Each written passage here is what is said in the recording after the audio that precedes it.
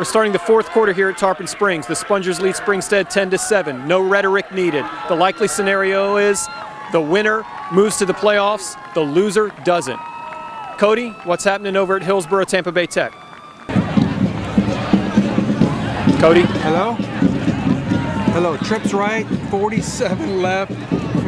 Cody?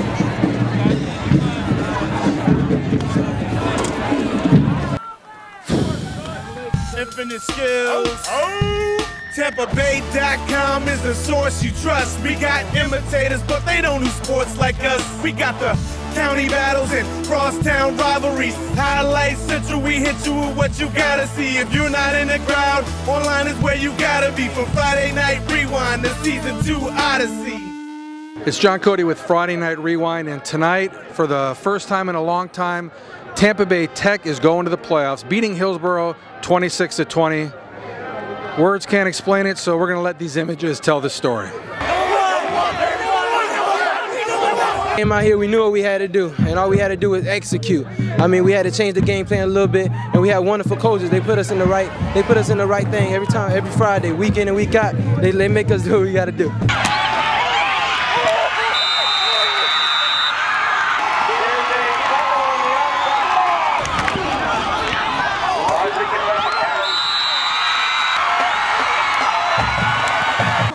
It was hard getting hit all the time, but it was just taking the contact and keep pumping my feet and keep running and holding the ball.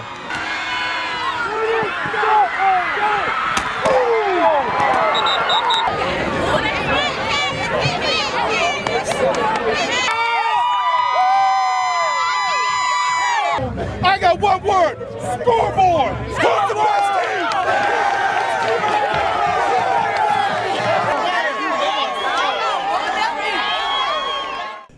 Not only do you have speed, that's a nice advantage.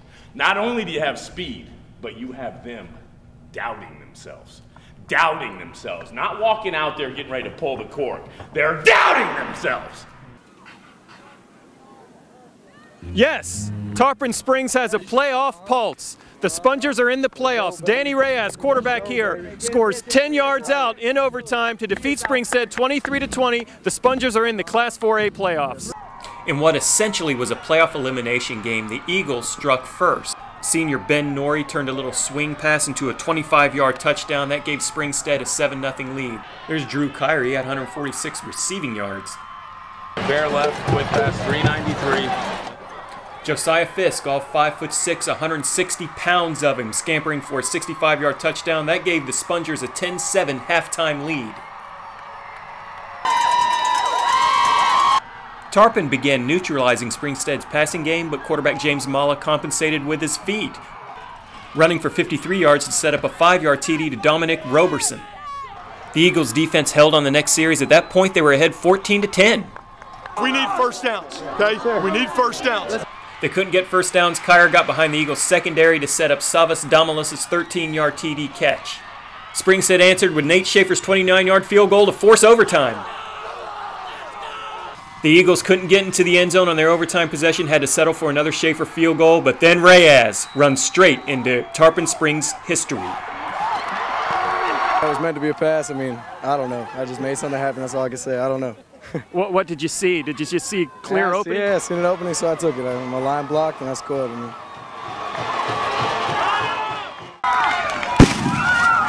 Palm Harbor University came into Friday's Class 5A9 tilt against Dunedin, looking for its first championship and looking to put the Falcons away. But Adaris Bellamy catches a short touchdown pass, 8 yards from Ryan Singer.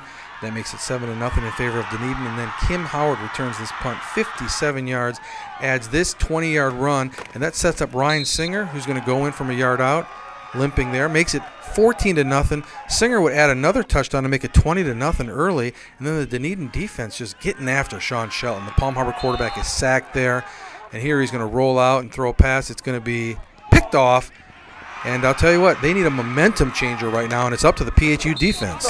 We have to get a stop. We got to start getting momentum back, fellas. The Hurricanes defense comes through. It holds. It gives the ball back to Shelton, who gives the ball to Mike McNeely. 11 yards right before halftime for the first PHU score. The Hurricanes got things going now. They come out in the second half, 14 plays, 79 yards, and a 2-yard touchdown run by Sean Shelton. And then PHU takes their first lead when Shelton and McNeely hook up again, and it's 21-20. But special teams, Howard again, a 55-yard kickoff return, sets up this TJ Day field goal and make it 23-21.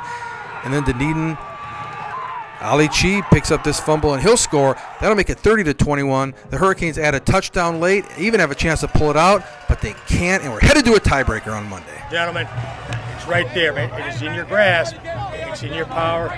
It's in your destiny on Monday night. Guys, I'll throw one last stop before you get out of here. 12 minutes with every stinking thing you've got. Pasco and Gulf in Dade City playing for the Class 3A District 8 title. Pasco's DJ Clower connects here with Josh Johnson for a 43-yard touchdown and a 7-0 lead. In the second quarter, Clower takes this one in from 1 yard out and a 14-0 cushion. Gulf coach Jay Fulmer looks concerned. Bucks quarterback Madison Burr tried to jumpstart Gulf's offense. That led to this 23-yard touchdown run by Adrian Golden. And the cheerleaders do their thing. Pirates in command here with this third quarter 4-yard touchdown run by Dominique Wilson and a 21-7 lead. Golden answered with 2 more touchdowns, including this 13-yard score with 56 seconds left. After lining up for 2 points, Gulf elects to attempt the extra point, but it sails wide left. Pasco wins 21-20. The cannons roar, and Dade City is party central. Cody, I think the tiebreaker for the #2 playoff spot in Class 6A District 6 is a glaring indictment of what's wrong with the playoff system in Florida. Too many mediocre teams making the playoffs. Riverview, which is in that tiebreaker with Durant, Sarasota, is 1-8. The Sharks at 1-8 could make the playoffs. There's something wrong with that. I think that Riverview being 1-8 and still being able to make the playoffs means that guys like Joey are going to complain about the playoff system, which I think is absolutely fine. Some lesser teams get in, but they're out by the second round. Oh, all's well with the world. Just give it some time, brother. You old softy. I think Tampa Catholic makes another long playoff run, but I also think the Crusaders lose for the 9th consecutive time to Jesuit when the teams square off next Thursday. Jesuits out of playoff contention, but they showed a lot of heart in a triple overtime win tonight against Kathleen. I think you're talking a lot tonight and eating up all of our time in this I Think segment, so therefore I'm going to say I picked Pasco to beat Gulf. I'm going to keep it going. Tampa Catholic beats Jesuit. Joey's wrong again next week. Lakewood and Northeast make the playoffs. They come out of that tiebreaker. And Countryside and Palm Harbor University in 5A9 in another tiebreaker on Monday. It's time for the Friday Night Rewind shout-out. That was Sierra Gaines, Tarpon Springs homecoming queen, segueing into our shout-outs. Go, Josh Cody. Brady, Freedom High School, 373 yards passing. Andrew Clifford, Wharton High School, 310 yards passing, 3 touchdowns rushing.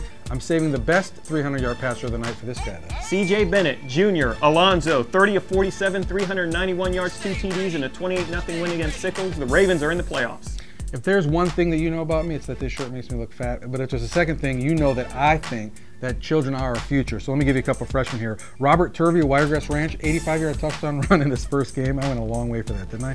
And Jamar Riley, Largo quarterback, comes in, throws a touchdown on his first pass. And Keller Powers of Newsom, an 87-yard kickoff return, all freshmen. Here's an old name from the past shout-outs. Johnny Sitton, Indian Rocks Christian, 231 rushing yards, 6 touchdowns, Cody, in a 53-13 rout of Admiral Farragut. Got a couple top rushers here. Tavari Granite Armwood had 3 touchdowns. Jamal Haynes, Pasco, 148 yards in Pasco's upset of Gulf. Can you believe that Pasco beat Gulf?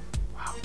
Stavros Arianas from River Ridge, 18 carries, 133 yards, and a 24-7 win against Central. Remember, River Ridge had lost 38 of 39 at one point. They've since won 2 of their last 3. Wow. Jara's win, Northeast had 2 touchdown runs and a touchdown catch. And Josiah Johnson of Wiregrass Ranch, which is right down the street from Pasco High School, which beat Gulf tonight. Can you believe that? That is unbelievable. He had 198 yards and 2 touchdowns. I'll never live it down. Right down the street from Pasco, which beat Gulf tonight.